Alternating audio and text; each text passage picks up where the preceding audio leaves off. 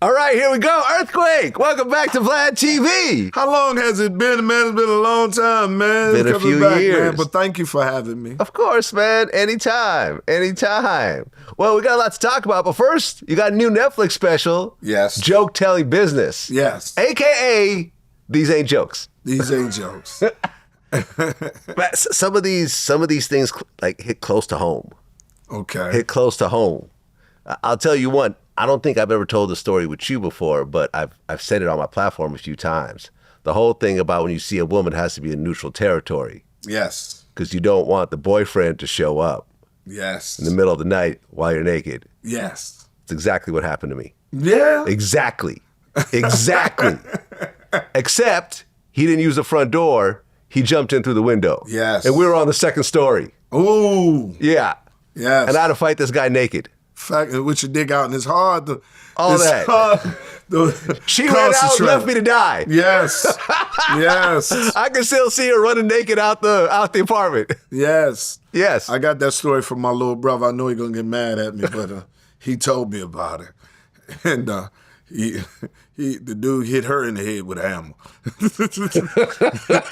He had his dick out. What? He hit her. He didn't hit him. Excuse me. He hit her. And wait, who hit her? Her boyfriend. Oh, the boyfriend hit her. Hit her. Yeah. After he came in the house. Yeah, after he came in the house. And he jumped up with his dick out. And he said, at least let me put my drawers on. That shit was so fucking funny. And I said I was going to tell a joke, and I told it, and that's the backstory on it. I know he's going to get mad at me when he see this, but he's still my brother. Well, you talked about... like R. Kelly's coming home because they got Puff now? Yeah, they got Diddy now. The Man Act. The Man Act. Yeah. 50 months, what do you think? Honestly speaking, he's been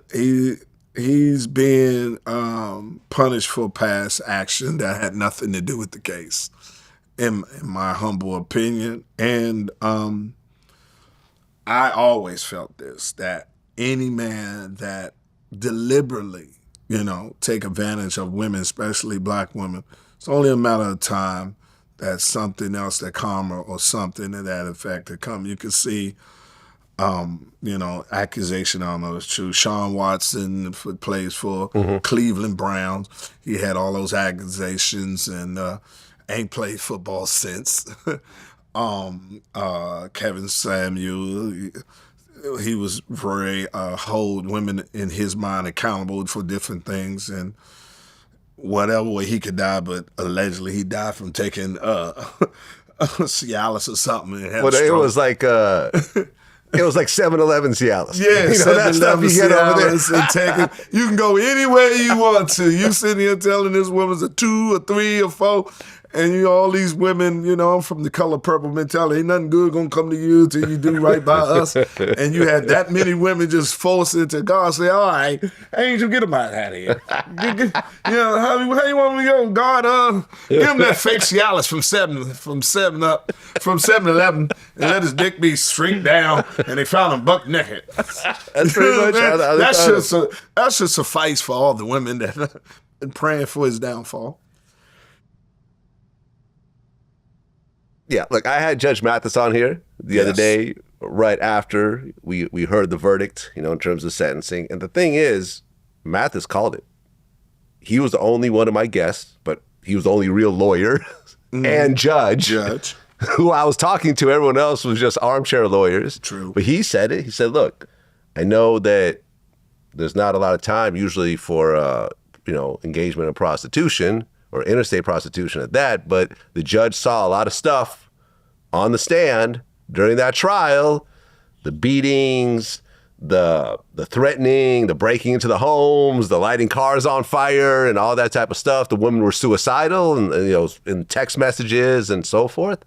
He's going to take that into account in the sentencing. That's exactly what happened. That's why he got the 4 years and 2 months. Yeah, I think, like I said, for things that he wasn't convicted of. And it's a humbling part for him. And just to see him fall like that, I know Puffy, and we're not close friends, but, I hate to see anybody, especially a black man, that much influence to be taken down. I mean, just allow his actions to take him over to that other side when there's so much more things you can do. When you get to that level, I look at it as a counterpuncher. You know, you at the first time you get to see how it feel to be a bad chick because everybody coming at you. You know, the beautiful thing about it is you actually get to turn women down. You understand? No. Now you're right. The roles get reversed once you become famous. Yeah. Yes, once you become famous, you get to like, you're the bad chick. You the bad chick in the room. You the bad chick at the bar. You the bad chick in the house. You the bad chick in the car. You the most popular, want to be with you, and you can be friends with them, and they'll throw all their stuff on you, and you get to say, nah, I don't see you that way. I just want it to be this way. And it's a beautiful feeling. Well, here's the thing, though. What actually hurt him in the sentencing is the prosecution brought up that he was booking shows for next week in Miami. Which was the stupidest thing in the world. You heard about this, right? Yeah, of course. And once I heard that the prosecution brought it up, during the during the sentencing part of it, I went to my comic when it back when you're a comedian and you see cartoons, you're doomed. You know that character, you're doomed. Yeah. It was the stupidest thing because you had already said you see yourself getting out and show no humility. Yeah. Well, when you talked about the actual case on your stand-up, you said, you've been sex trafficking your whole life, flying women out. Yes.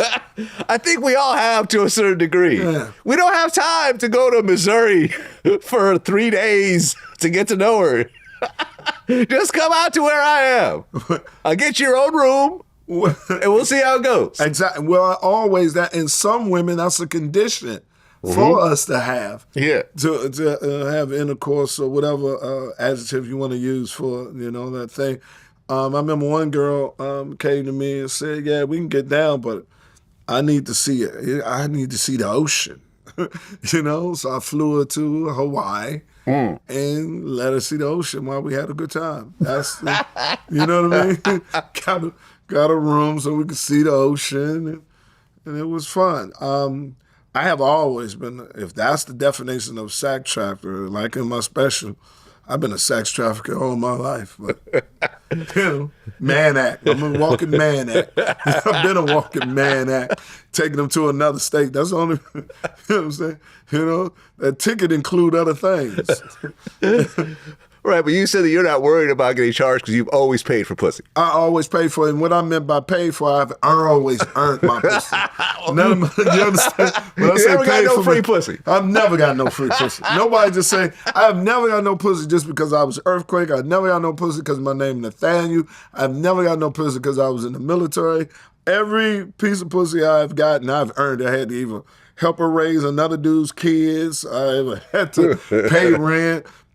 Get their hair done or help out on the rent or be a motivated speaker or be a friend and then slid in with the other dude, messed up, and all of a sudden they start looking at me.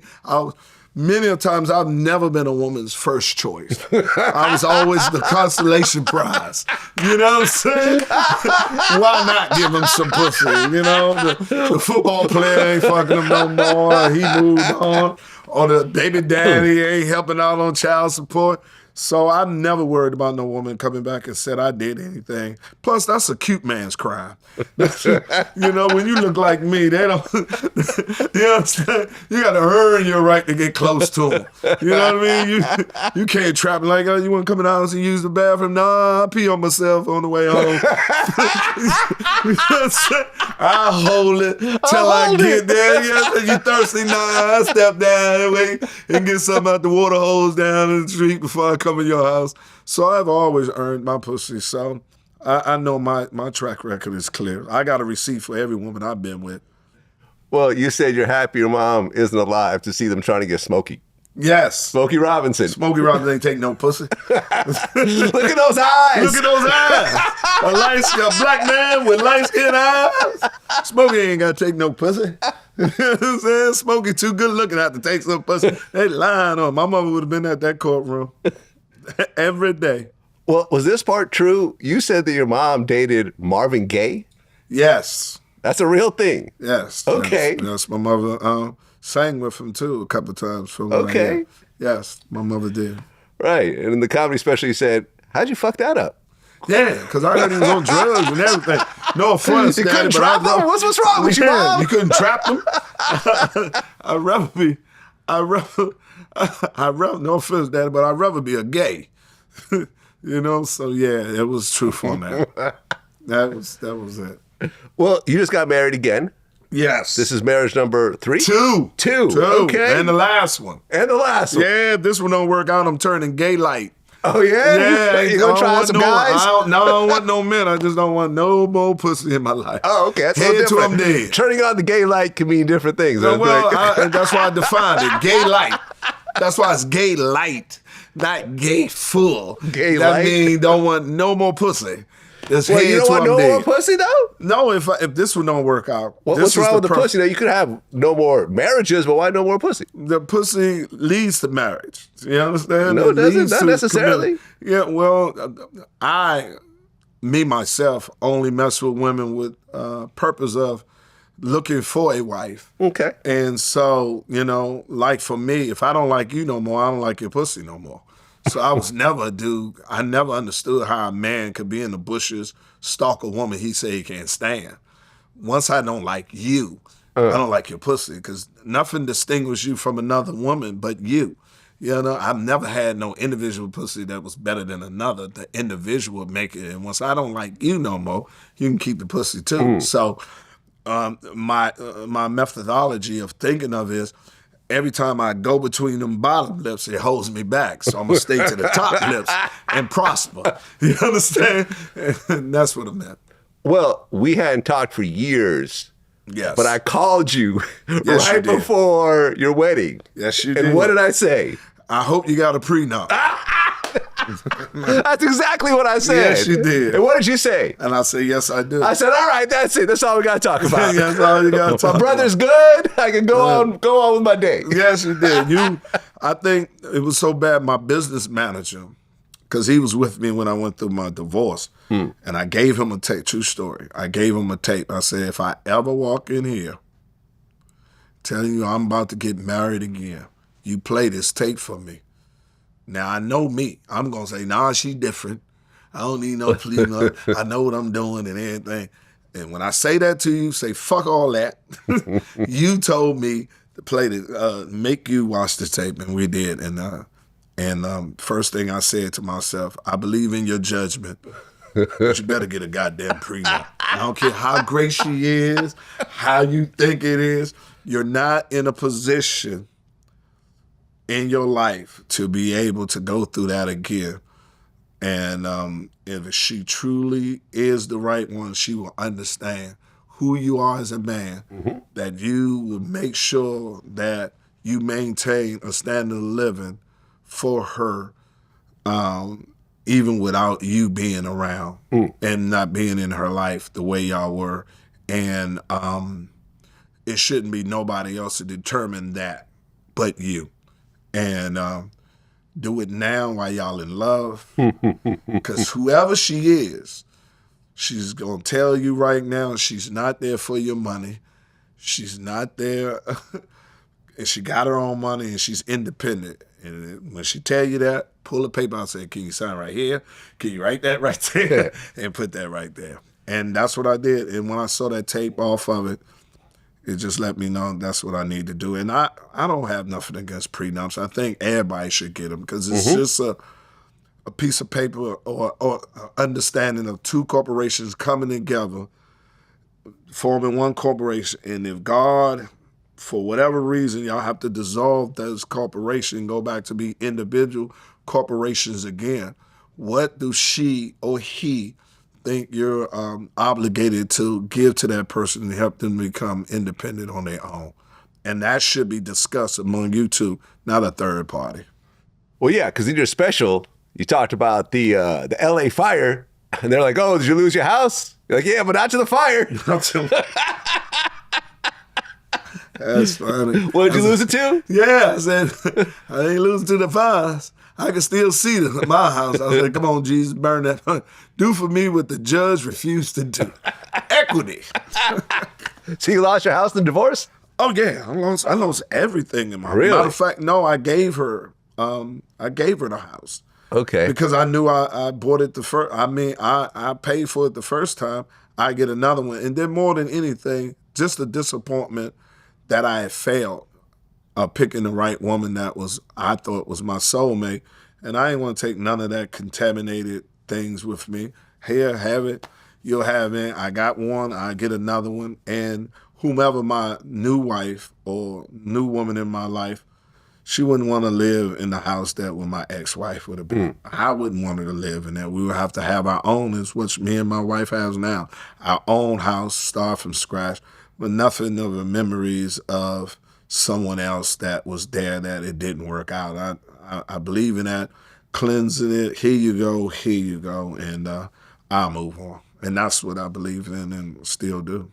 Well, didn't you have a situation where you had a mansion next door to Jamie Foxx? Yeah. But you were $3 million in debt? I was $3 million in debt because I was trying to sustain a lifestyle that I couldn't afford. And I was gambling on that I would be where I'm at now sooner.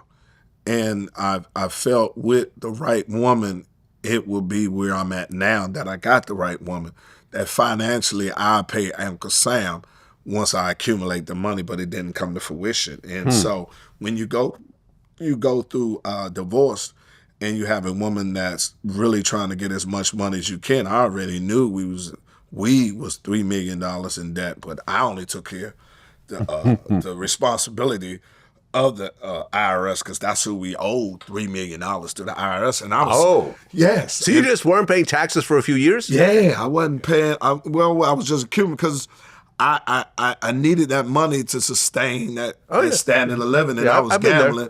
Yeah. Okay, I'll pop and then I'll pay off like Will Smith did. You know, allegedly when he first got Fresh Prince, his first year and a half went straight to Uncle Sam for his thing off. And I had that mentality. Let me just go ahead and maintain this lifestyle. And I had an ABC TV show deal at that particular time. And once my show popped, I pay it off. And that's what I told the judge. I said, well, Your Honor, this is what I don't understand. She's entitled to half of the money, but she's not responsible for the debt on the money. The liability. Yeah, the liability of the money. Because you guys had no prenup. No. Okay, no. So why would she not be responsible for the debt? I don't know. Why wouldn't there be just a net result? Okay, look, if we got $4 million, but $3 million has to go to the IRS, we really got $1 million, so $500,000 each. No. And I'll pay off the debt and... No. No? It's our money when it comes to spending it, and it's your money when it comes to the liability of it. And that's just how it works down on Hill Street, down in downtown Los Angeles. Yeah. They don't want to hear that part of it. And I said once I got out of that situation, I would never allow another person to determine what's the compensation to a failed relationship ever again. I would never do that. Well, yeah, you used to tell your ex-wife, about living next door to Jamie Foxx. He got an Oscar. We got a dog named Oscar. Yes. We living with the dude that got an Oscar. We got a dog named Oscar. We don't have that kind of money. And you think when you go through, like with my wife now, it's a beautiful thing because she sees how we just grow and we know our financial situation and see it comes in. And she's more hard on me financially on being disciplined with our money than I am on mine. And that's what you look for in a partner, and I love her for that. Well, speaking about your wedding, you spent $450,000 on the wedding. Yes. You spent half a ticket. Half a ticket. Half a ticket on a wedding. This better work out. Oh, this better work out. No, she perfect. She was made for me. No, I knew it, and I wanted my day. I mean, okay. I've been looking for her for my whole life. And what happened with my first marriage, I went to Vegas and got married in a little white chapel. And my brother said, if you get married again, ever get married again, you don't do that. You do have your day and celebrate it because it's your day.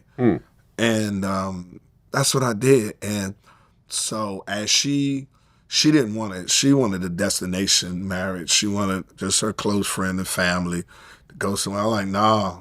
I want the whole world to hear what you said to me. I want all my friends to hear what you said. And plus, it's my day. And I mean, Vlad, I've been looking for her for the rest of my life, for my whole life, and I wanted to celebrate it.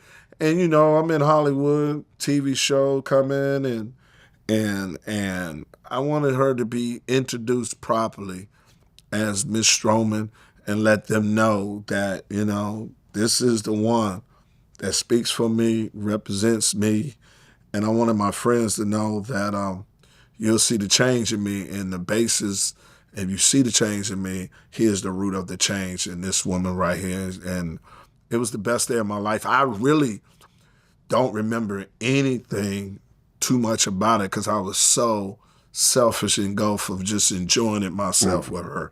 And I told her that. I said, once this day, we had breakfast before. We stayed in the suite and we woke up. And I told her, I said, listen, from this point on, we ain't worrying about nothing. We don't care nobody on show. We don't care nobody, bridesman, groomsman, bridesmaid, whoever. We gonna enjoy it. They're here. We're LeBron James. They're here to witness. We're here to witness what we have. And it was beautiful. So I really didn't pay attention to too many other people, but just enjoy the fact that it was coming to fruition, that I found mine. Well, you touched on this a couple times. So Bill Burr is developing a TV show? Yes. About you? Yes, we have a Fox deal right now. Bill Burr has a first look deal. Okay. I had a deal with Fox, and we came together to allow him to produce my show. Okay. And we came together with both our deals, and right now we're in the midst of interviewing showrunners. Once we find the showrunner, then we cast, and we're looking forward to it. The blessing of it thing, special shout out to the president of Fox, studios of Fox. They're going back to their original origin of their conceptions back when they had In Living Color, Married with Kids, Married with Children. And they're going back to that of multicam, and we're one of the selection of being a part of it. And when Michael Thorne told me that he wanted me to be on his network, and he loved the way my point of view, and he put down the see, I done had about 12 deals in my career. But it's very important that, and it's a blessing when someone who's in a decision making actually wants you to be you. And most of the time when a comedian gets a show, you got to audition for your own show. Mm-hmm. You know what I mean? Yeah. This person interpret what they think you are. Yeah. It's very seldom that you get a mandate from the top that say, no, we don't want them watered down. We're buying the earthquake show. We're in the earthquake business. And it's just a blessing. And I knew it was going to happen because once I got married again, people always used to come to me and say, Quake, when you going to blow up? I say, listen, man, I'm one good black woman from making it. Once I get that right black woman, I'm telling you, man, it's to the moon. And it's coming to fruition. Well, according to Katt Williams, you haven't been getting shows because you're illiterate. You can't read. So clearly you got a show now again. What was that about? And you and Katt Williams actually know each other. Yeah. I mean, I don't know. You have to ask him about it. I mean, I ran into him and we had a show together when we did 50 Cent's thing down. Oh, yeah. In Shreveport. Mm-hmm. I came to see him with Dave Chappelle, and I thought he had, I was there, and just shook his hand and said, man, have a good show. Because I believe, if there's something that you need to say to somebody, then I'll make myself available. So you can speak your piece and we can handle it. Between me and you, I have always had the utmost respect for Katt. I have always said he has done things in our genre as a comedian I have never seen in my 30 years of selling out arenas on a Tuesday night. You know what I mean? Mm-hmm. And remarkable comics, smarter than a motherfucker, but the illiterate part, I don't know where that come from. And then, just to be a joke, he gave me my compliment also in it, I've never seen Earthquake ever have a bad show. I don't think Yeah. he ever could have a bad show. He is that dude. So, you know, I didn't take it personally, you know what I mean? More people around me took it personally, but, you know, it doesn't faze me. I mean, you know, he's entitled to his opinion. What kills me about it is how certain people take certain individuals' words as it's law. You know what I'm saying? Well, right, but that's not really an opinion. An opinion is earthquake doesn't read well, but saying you're illiterate is spoken as a fact. You're either illiterate or you're not illiterate, right? Well, so it's not true, so that's not an opinion of his. No. Well, I take it as opinion so I can digest it. Okay. You understand what I'm saying? So it's digestible. So why not mention it to him when you guys saw each other? For what? I mean, listen, man. 50 Cent gave me some of the best advice in my life. I mean, when it comes to this. If you ain't willing to kill a nigga, then avoid confrontation at all means. Whoa. That is an interesting piece of advice there. You understand? Wow. If you're not prepared to kill him, just leave it alone. Yeah, That's pretty good advice, actually. Wow. I've never heard it said like that before. If you're this not is hitting me right prepared now. to kill a nigga, just leave it alone. Avoid confrontation. Right. Because things at escalate. all means. Things escalate. If you're not, it's going to escalate. Yeah. Because if you're not mentally, and you said the finality of it, that you're ready to kill him, then avoid the confrontation at all time. And when I told him that, I said, man, you helped me through that sin, and I told him that. And I said, thank you with that. And that's what I say. So when people come to me, I have to because I know what I'm capable of, and I know where I come from, and the people that's around me that's capable of. And, you know, there's no need to even go that far. If I haven't came to that conclusion, then I'm willing to sacrifice it all over it. And what he say or anybody else say, I'm not willing to give up what I've achieved and where I'm at and where I'm in my life in exchange for that. So when I always use that, if I'm not, you know, what 50 said, and I live by that. If you're not willing to kill a nigga, then avoid confrontation at all means. Well, the Saudi Arabia Riyadh Comedy Festival is going on right now. Were you asked to go to that? No, and I was upset I wasn't. All that goddamn money they gave out. They from the bottom was $350,000, and they said the top comics. I said, well, I know, motherfucking well, I'm in the top 50 now. Get the hell out of here. But yeah, I was very upset. And the bad part about it, it was my agent and agency that put it together. Wow. WME. Yes. Okay. I am signed with them and didn't get an offer, didn't get a honorable mention or nothing. And then when I heard the lowest money was $350,000 and the highest was 1.6, I just, whatever.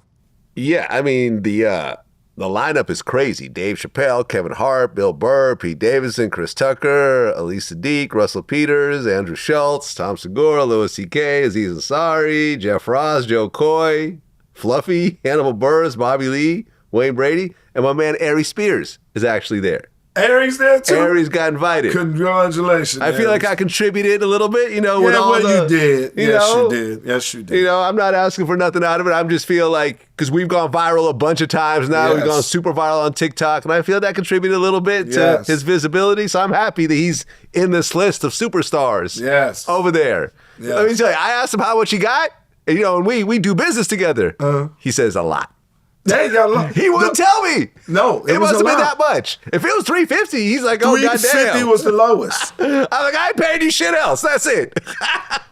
From now on, you come to my show for free for the rest of your life because of that. I'll be looking at my agent now, side eye. Side eye? Oh, yeah. And my agency was what WME put it together. And when I heard that and found out about it, I never brought it to my agent's attention. I never called and say, hey, why? Because, in God's time, Well, you're a boxing fan? Totally. Okay. Tank Davis and Jake Paul in November. According to betonline.ag, Jake Paul's the underdog at plus 139. Gervonta Davis is the favorite at minus 180. So he's the favorite almost 2-1. Right. What do you think will happen in this ring? I don't know, but Tank should beat him. Tank should beat him, but Tank is smaller. Usually in boxing, you take the bigger man, but then again, Terrence Crawford killed that when he beat Canelo. They're the same weight. Yeah, they was at the time. Well, no, maybe a little bit different after they rehydrated, but they weighed in at the same weight. There's a 30-pound difference between Gervonta and Jake Paul. Jake Paul had to lose like 30 pounds to get down to like 195. And Gervonta, I think, is like 160. Gervonta all the way up to 160? Well, hold on. Gervonta. 160? Oh, maybe I'm wrong. Hold on. No. 133.8. Yes. Oh, my God. Yes, he 133. It's a 60-pound weight difference. Yes. 60 pounds. Yes. Ooh. Yeah, but ain't extra weight on that chin. That chin is all bone. That chin ain't all bone. There ain't no meat on that chin. No meat on that chin. Ain't no meat on that chin. You know, big dudes get knocked out real quick. I done had a few. Yeah? Ain't no chin. Oh, yeah. Oh, yeah. You just can't. First of all, you can't let them hit you. That's first of all. And once they swing, they motivate them come, and then you catch them. And if you could turn it right there and catch them right there, they fall real hard. You got to get in close, because they never been. I don't know about Jake, but big dudes never fight. Usually they intimidate, and then they can't last long. Their stamina is 30 seconds, a minute. Well, yeah, I mean, Jake's lost before to who did he lose to? It was to Tommy Fury. Okay. But he's never fought a world-class boxer before. In his prime. Yeah. Championship level, right, like a Gervonta, but there's a 60-pound weight difference. Yeah. I think Gervonta will win too, but I don't know. I don't know. It's kind of like a clown show at this point. You know, it's like a circus. It's like, let's put a bear with a human and see what happens. How much? Give someone a stick, like like Thunderdome or something. Yeah, they're making a mockery of it. That's true for us true purists. No, it's not real boxing anymore. These are all exhibition matches. Right. It's not affecting anyone's records. Right. Well, the other big fight is Floyd Mayweather and Mike Tyson. According to betonline.ag, Mayweather's minus 500, Tyson is plus 300. That means Mayweather's 5 times as likely to beat Tyson. Another big weight difference, by the way. Yeah, but Floyd might get tired quick when he fought Jake. I was over there. Mike was stumbling into the ring. Stumbling in, and he wasn't doing none of the stuff from the video. No. And I knew he was in trouble when they showed him do before the fight and his ass was out. I know. What was that about? Right then I said, the whole ass. I said the whole ass. The whole ass. I said, Mike, just let it go. I did not want to see that. Yeah. It came out of nowhere. Yeah. When his ass was out, I said, yeah, Mike said, fuck it. I'm just here to get this check. I ain't even put my goddamn trunks on yet. Guys, come on, my dick out. Yeah. We about to fight. Somebody get my goddamn trunks. My ass out. It's windy. I said, man. And I love Mike. You know what I'm saying? I love Mike. Mike was one of the most fierce fighters ever. He was one fighter that beat most of his opponents before they ever got in the ring. Oh, yeah, the intimidation part. And I remember I interviewed Holyfield. That's what he said. He said the thing with Mike is that a lot of his wins were because his opponents were terrified of him. Oh, yeah. But he said, I wasn't scared of him. Right. And that's why our fights were different. And once Tyson found out, okay, this guy in the ring is just not scared at all, that's when things took a different turn. Well, Holyfield said something cool. He said, yeah. He said, y'all all worry about when Mike hit me. When I start hitting Mike, y'all gonna see the difference of him. Yeah. And I'm so a purist of boxing. I remember when Mike fought, I think it was Bone Crusher Smith. Okay. And he held on to Mike for 10 or 11 rounds. In the 12th round, Bone Crusher hit Mike. Pow! And it stopped him. And you could see Bone Crusher like, what? This motherfucker can't bleed. You know what I mean? It was like when Sylvester Stallone fought that dude from the Russian. See, he ain't no machine. He can bleed. Ivan Drago. Yeah, Drago. He can bleed. And he had that. But by that time, it was the 12th round. Yeah. You know, it was over. Had he went in it, he seen that, hey, I could inflict just as much damage on you, could put it on me. And he saw he could. And you could see the blood went on, but it was too late. Well, I also interviewed Buster Douglas, and I interviewed Tyson. And the whole thing between the two of them still to this day is that Tyson feels that Buster had a long count. I right? think so. I disagree. No, he did. He was down there for a while. Well, but here's the thing, though. If you watch the fight, because I had to rewatch it a bunch of times because I'm going to be in the room with these guys, although he may have had a long count, if you look by round number 7, he was already on his knee waiting for the 10 to come out. Like, he wasn't just barely there, stumbling. Right. You know, when Tyson got knocked out, it was over. He was trying to reach for his mouthpiece. We're looking at, he was gone. He was gone. He was completely gone. I forgot who said they was hanging with Mike in Tokyo. And Mike Bobby Brown. I was hanging with Bobby like a couple of weeks ago. We were talking about that. Bobby said he was fucking all night before the fight. Exactly.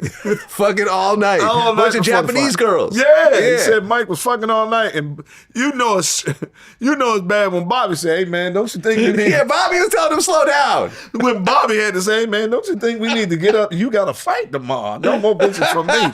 Calm down. Now, that's when Bobby was out Bobby. You know, when Bobby was the Bobby. Yeah. And when my prerogative Bobby. Yeah, my prerogative Bobby. That's right. Exactly. Yeah, man. Look, I had Dale Hughley on my show the other day, and he said if I want to see a bunch of old men fight, I'll wait till Thanksgiving. That's my brother, man. I love him to death. He talks truth to power. I told him the other day when I said, Dale, I'm going to start a GoFundMe page. Because when Trump come for you, we got to have some money together. we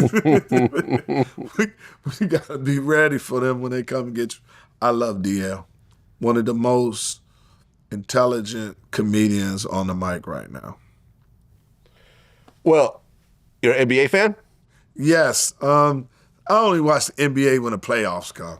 Okay. Man, they killed me all with the rest days, rest management, and playing basketball.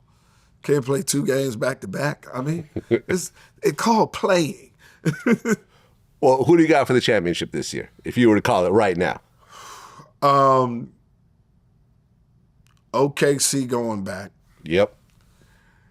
And Orlando. Okay. Orlando. All right. Because, according to the odds, betonline.ag, OKC is number 1, plus 225. The Nuggets are 2. 650. Cavs are 700, number 3. Then the Knicks at number 4, plus 1,000. The Lakers are plus 1,200, and the Rockets are plus 1,400. So Orlando's not even in the top 6 right now, according to most people. You got to say, but see, most of the people you just said is on the Western the Western Conference. On the Eastern, I bet you if you put who's coming out the East, Orlando would be around the 2nd or the 3rd. You know what I mean? Okay. I think, Orlando will be off of it. So they'll play off of it to win it. Well, let's switch gears for a second. Charlie Kirk. Yes. You've always been very outspoken politically. Yes. What did you think about that whole situation? It amazed me that certain people can say hurtful, very, how can I put this? Unfactual truth.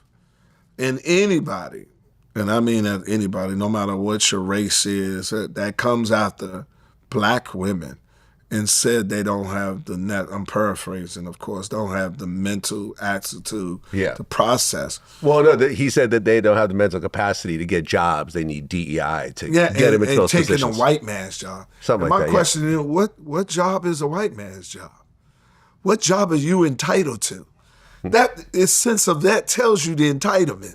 You understand what I'm saying? Now you say DEI, and just say you believe you're against affirmative action, you're against it, all of it.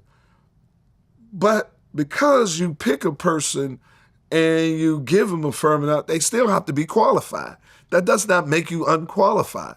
They don't drop you ask any black man, woman, any black person, any job that we got, we had to be qualified, regardless on how we got the interview. No matter how we got the opportunity, we still had to meet. They never, ever dropped the qualification to give a job. Now you can look at it now, DEI stands for, in the Trump administration, did not earn it. You understand? It's incompetence at its long end. Yet, black people will come and get this opportunity and still have to have the necessary qualifications. And these other people don't have no qualifications, none at all.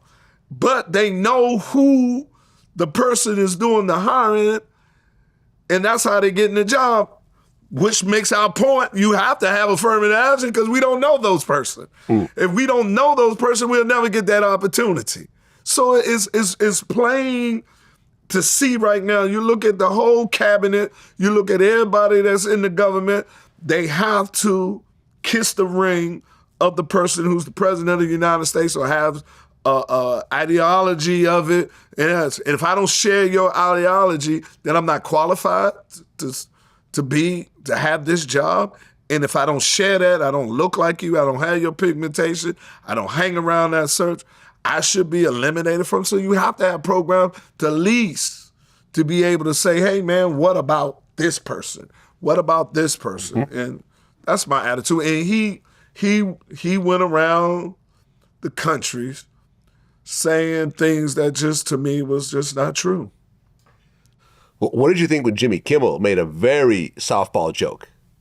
Really not even about, Charlie Kirk. It was really about Trump not really caring about the Charlie Kirk murder and more concerned with like a building they're putting on the White House property. And then he gets suspended indefinitely. Then he comes back, but then certain networks still don't want to play him. And it's a whole thing. Like when I first heard about the firing, I thought, okay, it was probably a really sick joke. But then when I saw it, I'm like, okay, I interview comics. I've interviewed hundreds of comics. I don't know anyone that would do that softball of a joke. And he got fired for that. Well, we all know it wasn't because of the joke. Right. He said, the president of the United States, my job, I got Stephen Colbert off. Jimmy Kimmel is next. You know what I mean? He's next. And then I'm going to go down to NBC and CNN. And just like I'm going to get Comey, Letitia James, and all of it. And what kills me about it is if he can do that to Jimmy Kimmel, he can do it to anybody. But what people don't realize is I knew Jimmy Kimmel was going to come back on, and I knew those other stations were going to have to put him back on because shareholders were going to make him do it. Well, yeah, the shareholders as well as the customers. People started getting rid of their subscriptions. They didn't care about that. No? No, you can overcome that. Okay. You understand? So we're shareholders, we don't need your money because it's our ideology, what we believe in. The money will fluctuate. The shareholder was a problem because the shareholder is going to look at you and say, I invested in Disney. We got to drop a stock of this much. And we lose the stock because Jimmy Kimmel is off. Who authorized that? And what did the reason why? Why did you take him off? So that's dereliction of duty, and we going to sue you for all the lost money, for all, and the fiduciary responsibility. Fiduciary responsibility. Thank you. That's exactly what I want to say. And all the affiliates, you're a breach of contract for not airing one of the programs that you signed up to be in the network and taking off because of your personal views. And you're costing the totality of Disney money off it, and we're going to sue you and you. And the shareholders going to do that. Because once it came on MSNBC, when the shareholders said, we want an explanation why Jimmy Kimmel was taken off and we lost money in the stock of our stocks that we was holding, and who authorized it? Well, for example, you got a show coming up on Fox. Yes.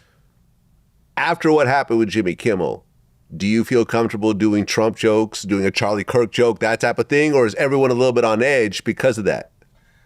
My jokes don't go that way, but if it was and I thought it was funny, I wouldn't veer from it. But I don't look to run over a minefield. You understand? Let me go ahead and go with that minefield because to prove a point. You know what I'm saying? I'm looking for a hit show. You know what I'm saying? A long-lasting show. 10 years. You know, yeah, exactly. Renewed for another season. I'm in the joke-telling business. You get what I'm saying?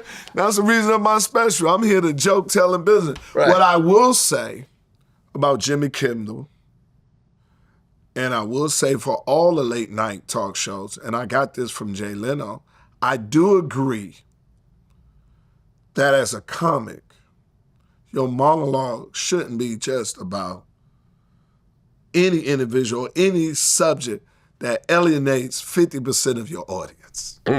Okay. That's just bad business. That's like me going into a comedy club and say, I'm going to get on this stage and say something that's going to alienate half of the crowd. Right. Why? You understand what I'm saying? Why? What is the constant on here?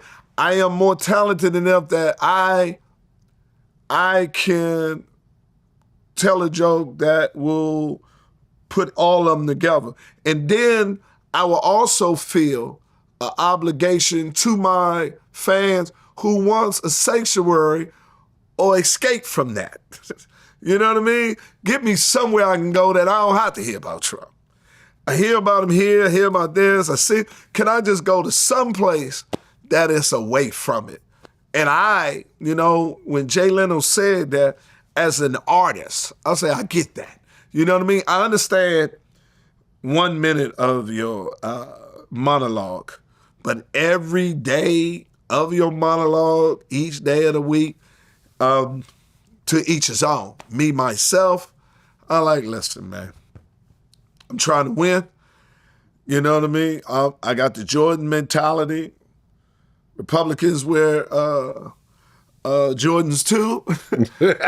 And I will support different political things that I'm doing and help where it is. But when I get in my genre and it's on this part, I want to give a safe haven not only to the people that don't agree with me for them to come laugh, but the people who do agree with me and love it, a safe haven that they can get a place to get away from it, a rescue, if that makes sense. Well, on your Netflix special, you said that ICE grabbing up Latinos is just a test run for black people? Yes. Okay, what do you mean by that? I mean, we next. They still trying to get us out of here. Okay. Yeah, I mean, because as you have a certain part of this population just would like it to be the way it was when they remembered it. And, that's human nature when you're the majority. When things, it's just like ladies' night at a club, You never see pretty chicks arguing for ugly chicks to get in. They're like, hey, y'all stand out there. I thought it's lady night. But if they start not letting pretty chicks in there, then, then they'll start saying, man, this is bullshit. That's my mentality on it. I always think there's a part of this country that would love to have, just everything in their image, which is already in their image, to be quite honest. We don't own anything. All the streets and the history and everything, you're trying to get rid of all of us. See, me, myself, personally, I don't want to be around nobody that don't want to be around me anyway, because the other side of it is boring. Don't nobody want to live in your life. Look at you. You're angry all the time. What are you so angry? Everything is in your image. There's no happiness with you. You know what I mean? Just say where we're going to be, stay, do your thing, let me do my thing. And I don't need you for my existence, and my survival. Well, speaking of Latinos, I went viral recently because I made a tweet that basically said, I don't understand Bad Bunny doing the Super Bowl halftime show because all his songs are in Spanish. And America's an 85% English-speaking country. True. Right? Now, I appreciate the music. I'm a DJ, right? But I can never love a song if I have no idea what the lyrics are about. Right. I seen Bad Bunny on Saturday Night Live. His first one. I mean, he killed it. And I ain't know what the fuck he was talking about. Okay. But boy, he was killing it. But I'm gonna go back again. I thought you were talking about because he was on SNL and he actually responded. No, the first time he was on SNL. Right, because he actually responded. He said, for everyone who's complaining, about me performing Spanish, you have 4 months to learn. Mm. But then I take it back to you again, business-wise. I mean, the NFL said we got the English-speaking people. Right. We're doing Brazil now. We're going in the Latin community. Right. Well, Brazil's Portuguese. Portuguese, I'm sorry.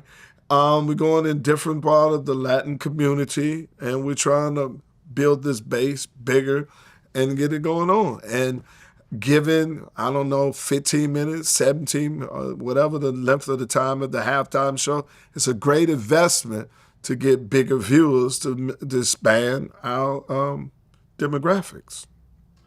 Yeah, look, I get it. I get the expansion part, and they want to get certain communities because realistically, football is not as international as basketball. Or soccer.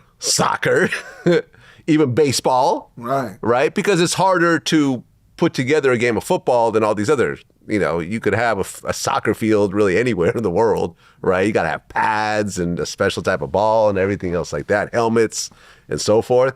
But like I said, it would make sense if Bad Bunny performed at like World Cup. Like, I get it. Makes perfect sense. And for example, let's just take the biggest soccer league in Mexico, right? Do you think in the finals they'll have an American artist performing in English?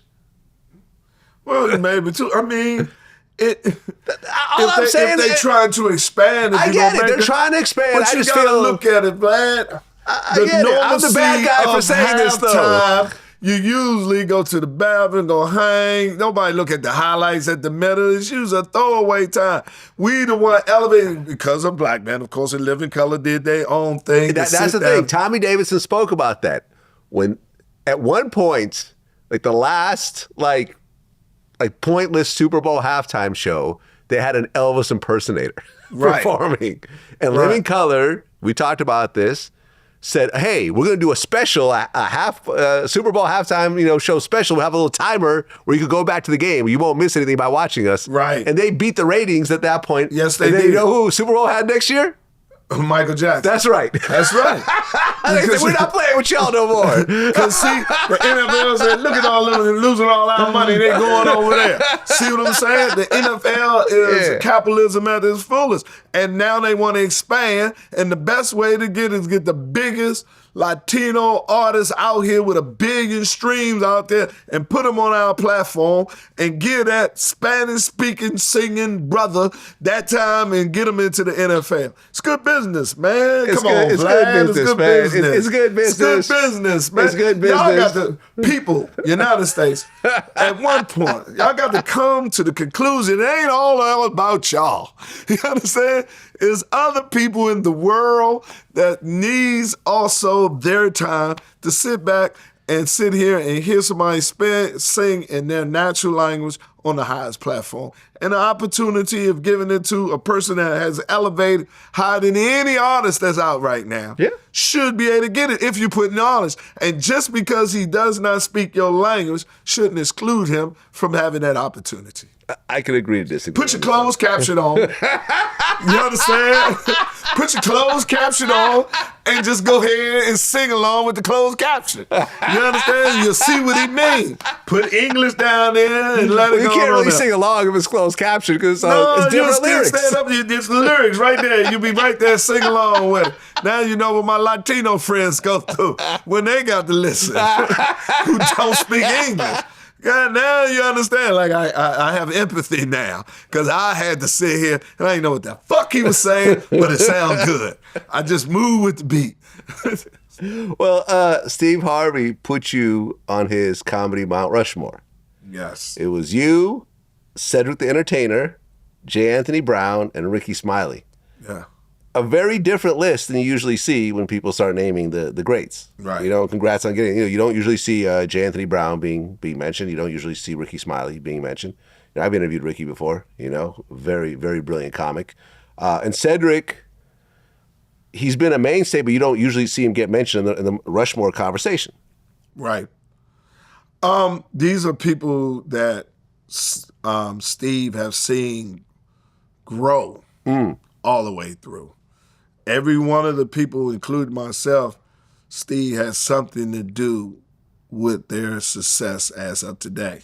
Okay, so he helped you out at one point? Oh, yeah. He's the main reason why I'm here right now. Really? Yeah. Okay. Steve, when I owned my own club, Steve came through. Steve was the first comedian that I met that I said, I think about doing this. Steve was the only comedian that would come perform in my club when other black comics wouldn't because it was going up against the Comedy Act Theater. Steve was the one that taught me the understanding of this media right here, such as radio and everything.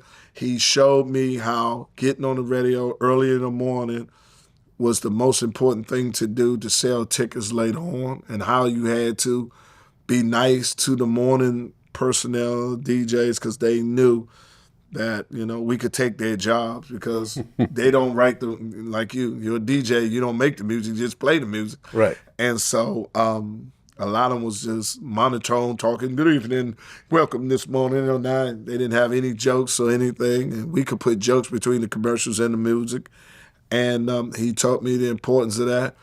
And he was the first person that told me that I wasn't put on this earth to do comedy like everybody else. I was writing my jokes, trying to put it in. I was struggling with it because what I write on the paper, I couldn't remember when I get on stage. And he saw me write one time and he grabbed it and tore it up.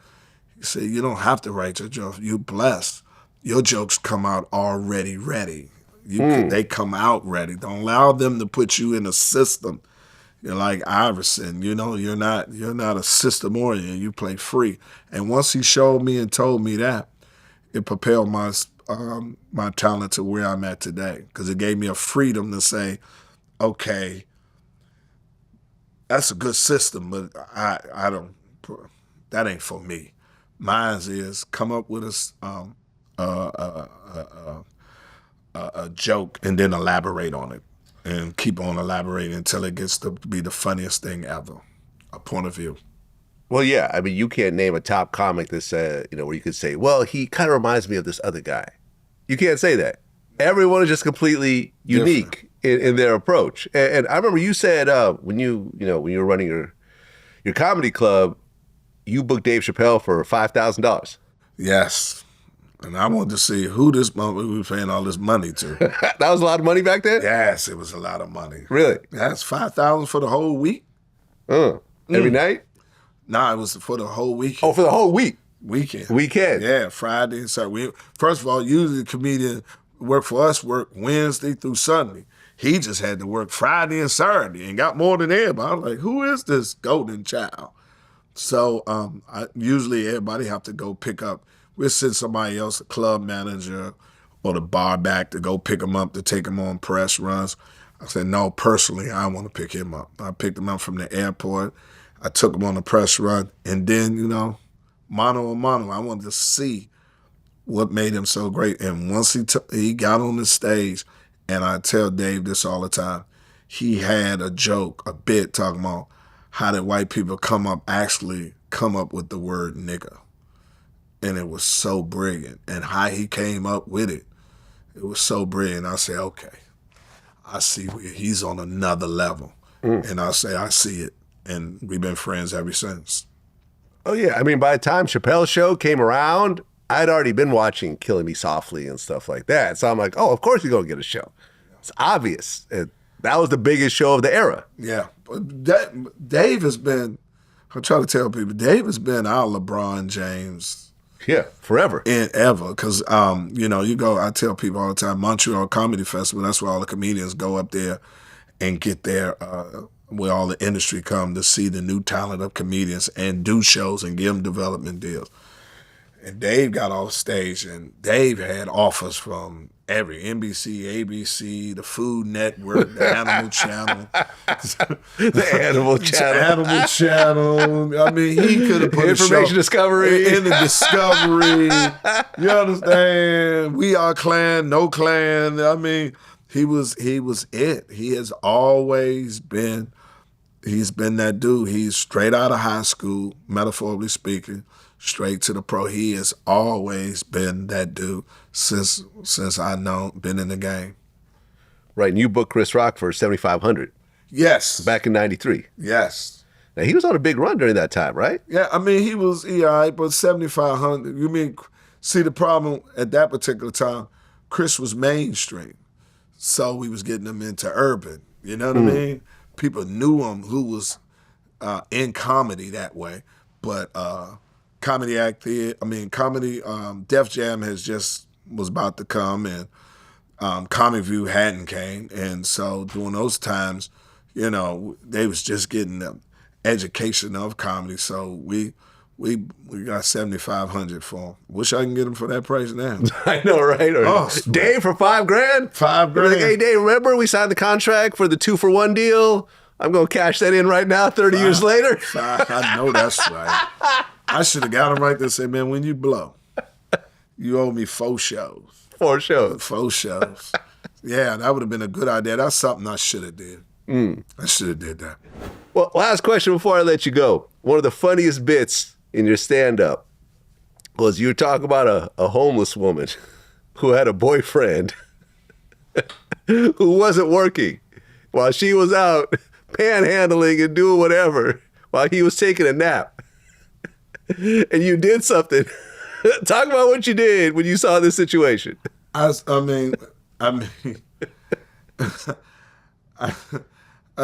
trying to remember the bit though, but the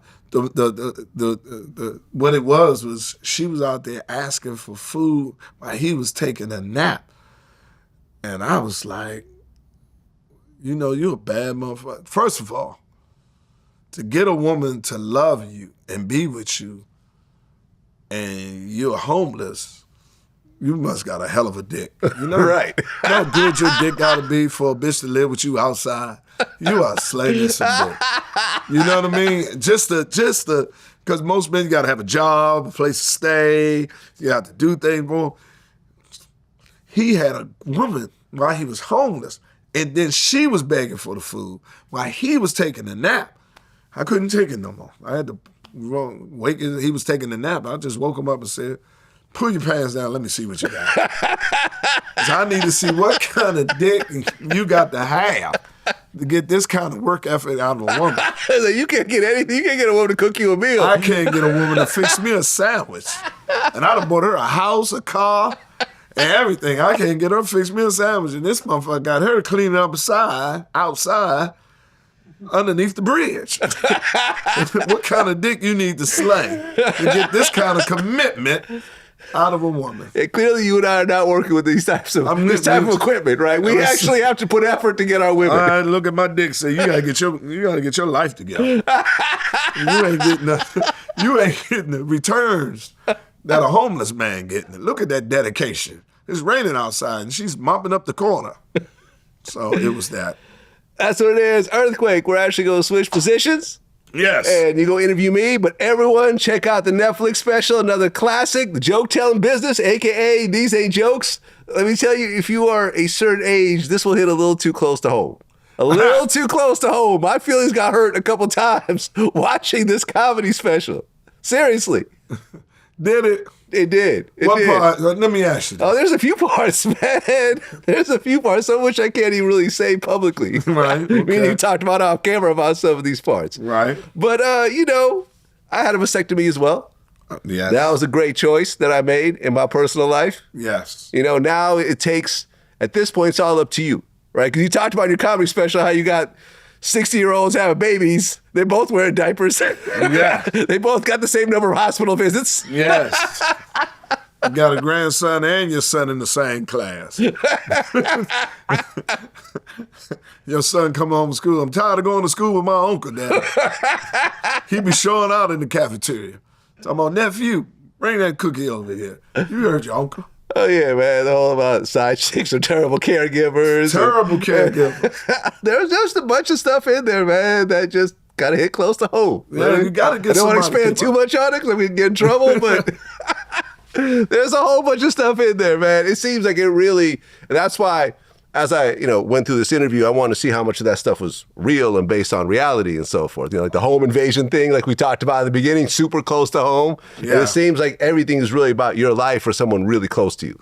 Yes, and this was my most rewarding special I've ever done, and most difficult one because I got sick.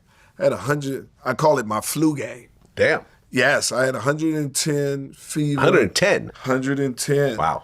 And because I had a respiratory and sinus infection. And unfortunately, I'm not Dave Chappelle, Chris Rock, or Kevin Hart. I can't look at Netflix and say, hey, listen, I'm not feeling well today. Let's go ahead and reschedule this and do it another time. They'll say, sure, but it's coming out your fee. Okay. I'm like, me. let's pull this out. You understand? Well, was your credit card going off from the side chick? From the side chick ding, alerts? Ding, ding, ding, ding, ding, ding, ding. Oh, this You could bitch be is on your robbing the shit out of me. deathbed. So that was happening. You were in the hospital. The side chick alerts was going off Ding, ding, from the ding. credit card they stole. I need to use your phone. You need to call your family. No, Bank of America. Push 4 for fraud.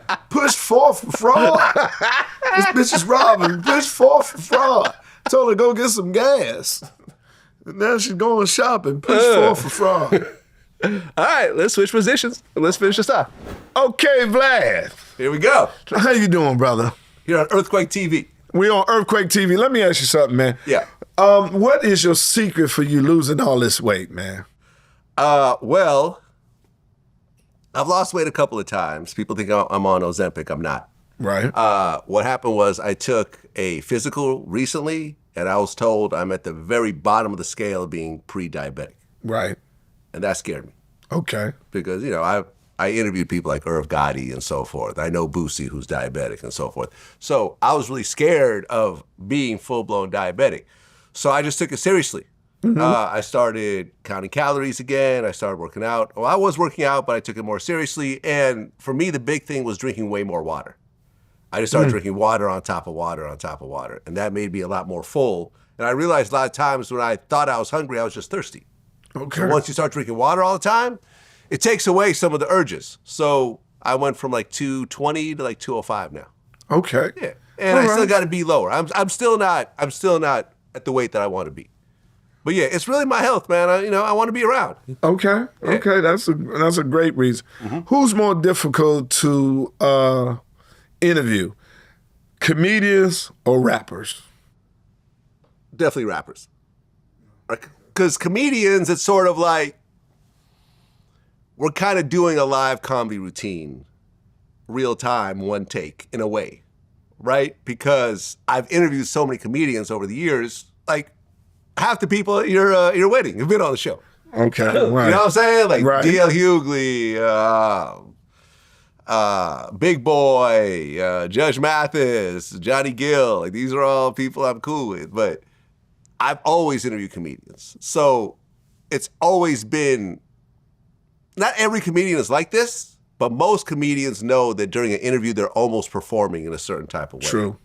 And sometimes people don't quite get that. So for example, D. Ray Davis was on my show, right? This was a Right. really controversial clip that we had that still gets brought up every so often.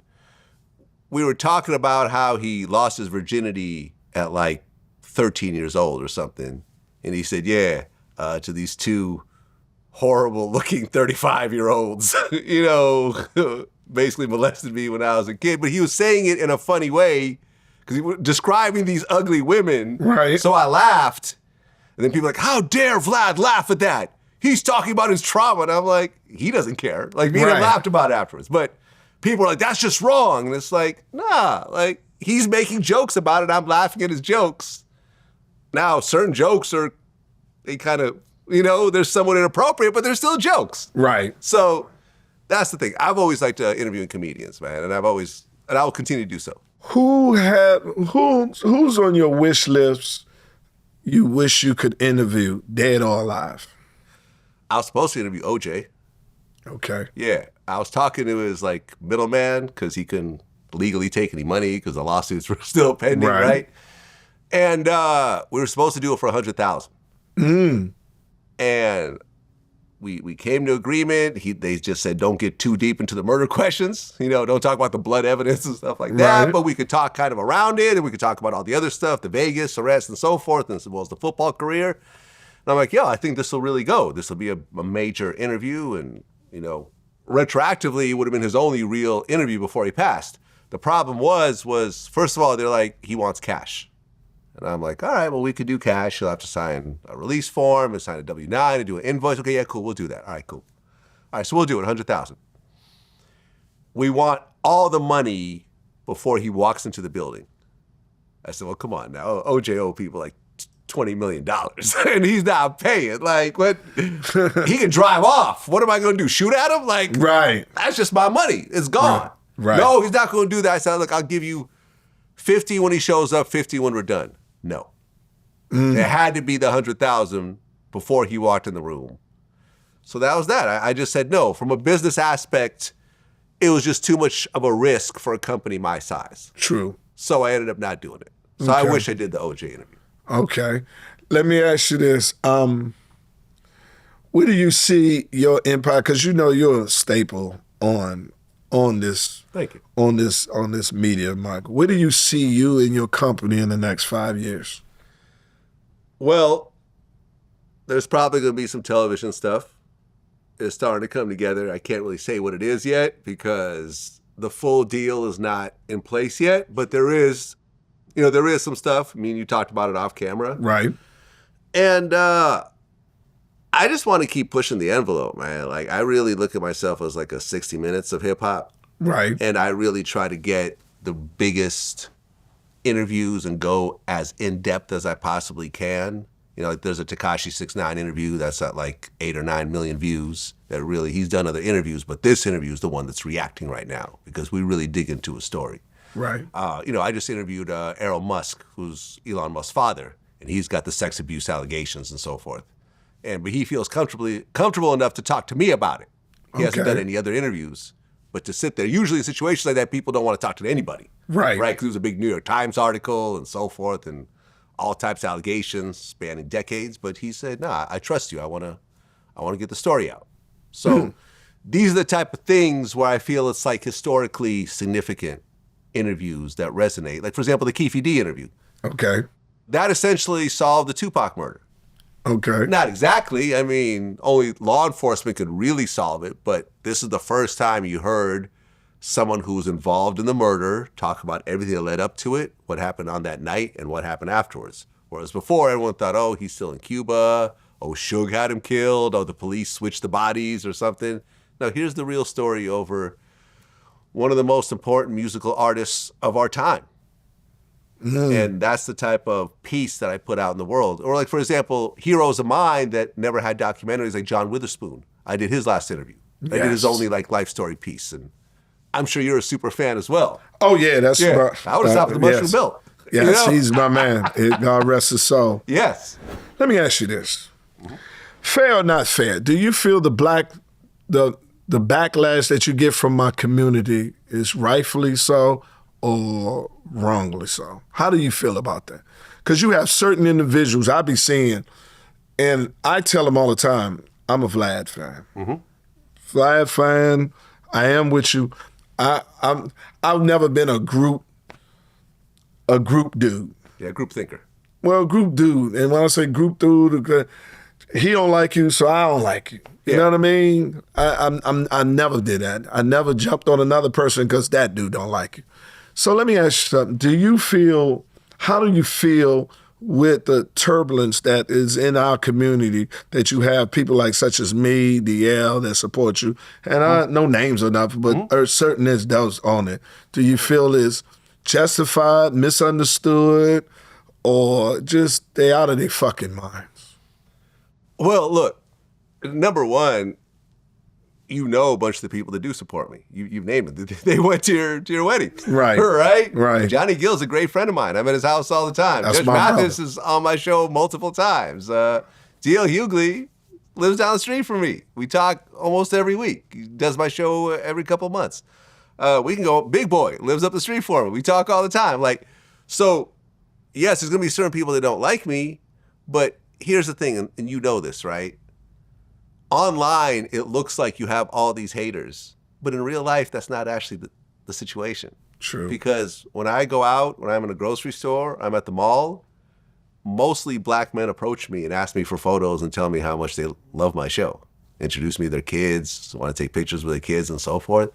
I don't get hate on the internet the way I do in real life. In real life, like, I'll be having a fucked up day and I'll walk out and people will come up to me and really like say some incredible things to me that have really like turned around my days. I mean, I had one of the worst days ever. The guy walked up to me, said, "Hey man, I just want to let you know I was in the military, and your interviews really got me through a lot of the hard times. And I just want to say how much I love your work." And I'm like, damn, like, you have no idea how much this means right now. I'm just having a really, really bad day right now. And this is everything right now to me. So there's going to be people that don't like me. Some of those people I have personal situations with. Some of the people just generally don't like me because of whatever I'm the feds, I'm the police. Black men get locked up when doing interviews with me. Right. The only black man that got locked up because of my interview was Keefe D. Okay. But he also wrote a book about everything we interviewed about, right, which was on Amazon. Right. So, and he's talking about a case on multiple platforms that he knows is still an open murder case. But aside from that, I have not heard of a single person that did my show that got any sort of legal repercussions because of an interview that we did, because I've always been very, very careful about who I interview and about what. There's a lot of interviews I've turned down because I've said, this is going to end up in your case. Like my friend Taxstone, who's doing like 35 years, wanted me to do an interview during his trial, and I just said, no, it's a murder trial. This is going to get brought up in the evidence. You say the wrong thing, your lawyer's saying not to do it, so I'm not going to do it. And this has happened multiple times. But you can't get to a certain level and just have universal love. Like, Katt Williams say you're illiterate out of the blue. You thought you was cool with him. Like, weird stuff like that will just happen. It'll just happen out of the blue. People you thought you were cool with will suddenly say some outrageous stuff to go viral. And sometimes you work it out with them and sometimes you don't. And life goes on. But I honestly am very thankful. And I feel my core audience is the male black community. Because I have about a 85-90% male viewership. Okay. And the fact that I never intended to do what I'm doing right now when I was a kid. I thought I'd go off in a totally different direction. And it just so happened that life did its thing and I somehow wound up in this space. And I put everything I had into it. And I think people ultimately appreciate it. And I think I brought a lot of positivity, brought a lot of cool stories. A lot of people that I've had regularly on my show have gone on to have great careers. And I feel I've amplified their careers in my own way. I feel that they get a lot more bookings and so forth. Like we said, Aries is now doing the Saudi, comedy festival. And when you look at that list, he's not one of the bigger names. No. He's not. And that's not a shot at Aries. It's just the reality of it. You're up there with Chappelle and Kevin Hart. These guys do stadiums, right? He's still doing clubs. And the fact that he's out in Saudi Arabia, getting a check that he won't even say how much it's for, makes me feel like, all right, like I think we're doing something that millions of people always react to, because whenever I sit down with people, usually at least 1 million people watch. Usually, then it gets into 2, 3, 5, 7 million category. So it's fine. The people that have an issue with me, hopefully at some point we could work it out. And if we don't, that's fine too. Well, you will always be my friend, man. Yeah, I enjoyed likewise. being with you, man. We got to do it more often, man. Let's do This it. was the thing. Let's do it. And Vlad, you my brother, man. Likewise. Don't lose no more weight, man. You're disappearing. Peace. Peace.